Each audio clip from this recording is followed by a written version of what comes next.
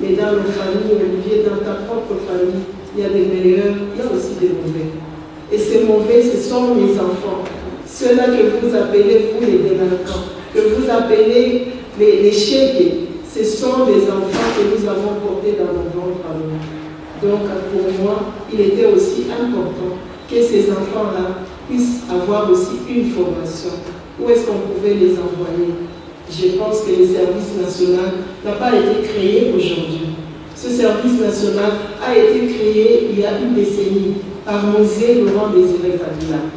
Mais moi, j'ai vu ce service national à l'international, en Zambie, où aussi ils appellent les bâtisseurs de leur pays. Mais ce que ceux-là font, c'est ce qu'aujourd'hui nous sommes aussi en train de faire.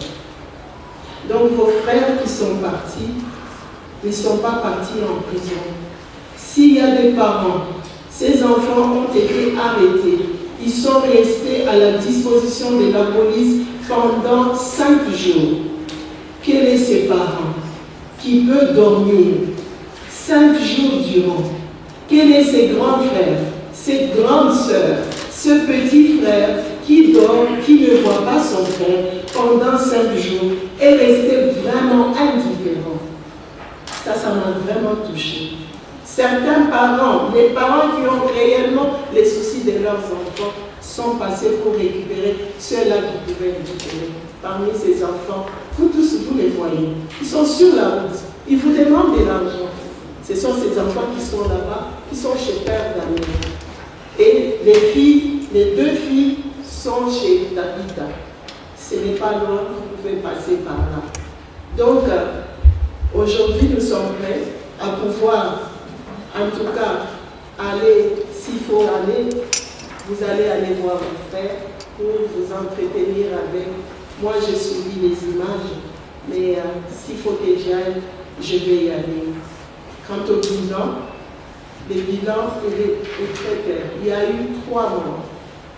Il y a eu 3 morts que moi j'ai, en tout cas aujourd'hui, comme bilan.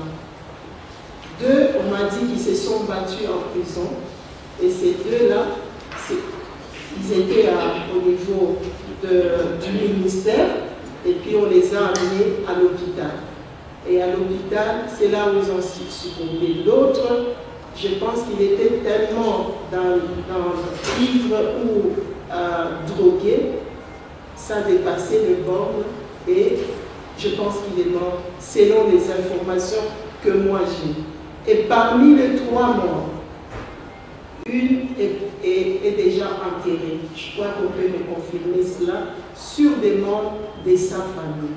Les 2 autres sont encore à la mort et il y a des réunions entre les familles et le ministère de l'Intérieur.